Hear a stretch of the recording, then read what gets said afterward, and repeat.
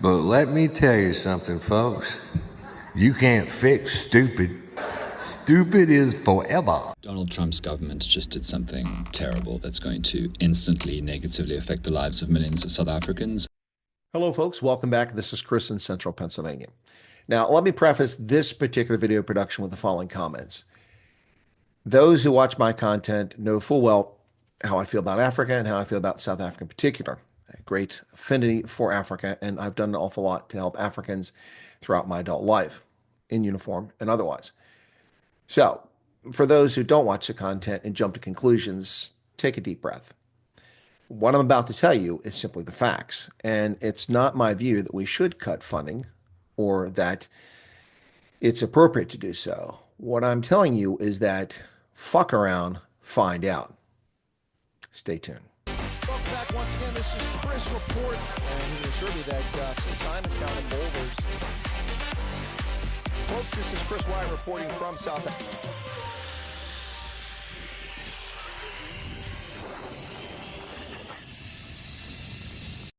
Among his early executive actions, President Donald Trump called for a 90-day pause on U.S. foreign development assistance. Now, this is, as he said, for an assessment of programmatic efficiencies and consistency with U.S. foreign policy.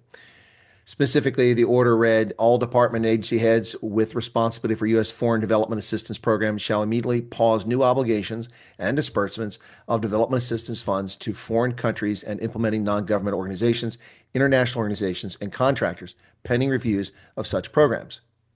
First off, that's not a suspension of aid. Second, that's not a cancellation of aid. What that really is any money that's currently being spent can continue to be spent, but no new commitments can be made. Only existing commitments. So anything that's already under contract or already in place, but that's not the way the world's behaving, particularly Africans. Africans are acting apoplectic about this.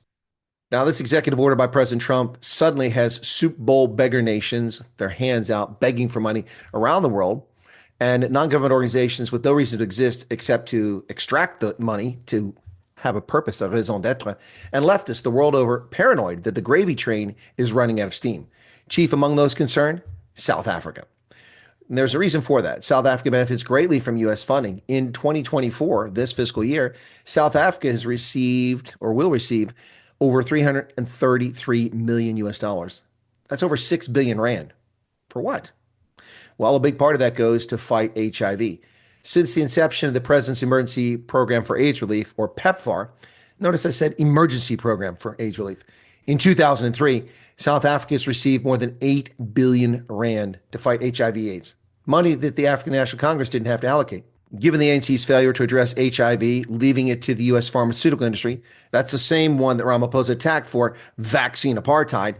The potential loss of U.S. funding could have devastating consequences for South Africa's health programs, particularly in the fight against HIV. South Africa is the world's most heavily impacted, with over 8 million HIV-positive South Africans.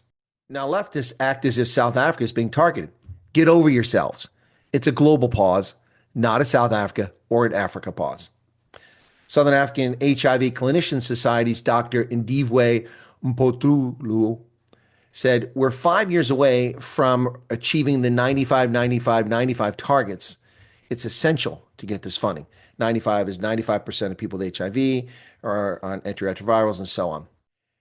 Now, among those criticizing or apoplectic about potential loss of gifted money from United States taxpayers is beanie-loving South African Dan Corder. He's dismayed at the pause, so much so that he felt the need to make a video and lie about the pause, calling it a funding cut.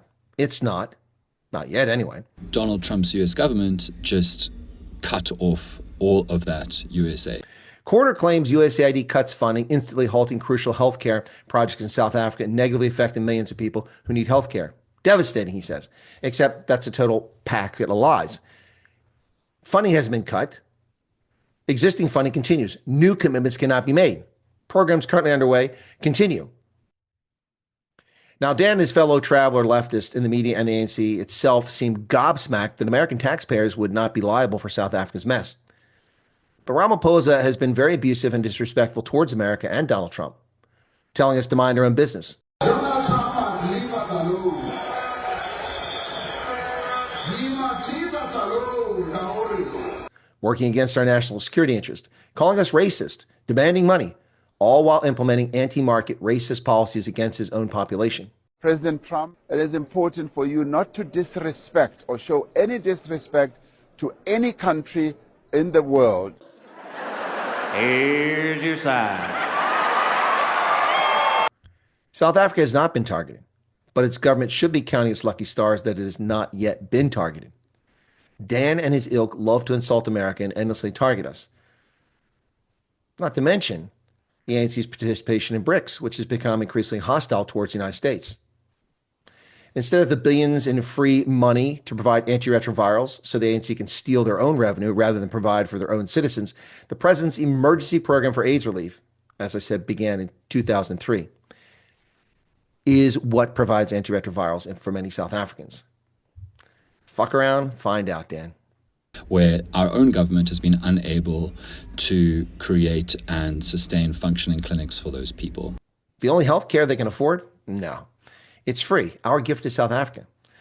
Dan, where's your video castigating the African National Congress? Why can't your government fund this? It's your citizens.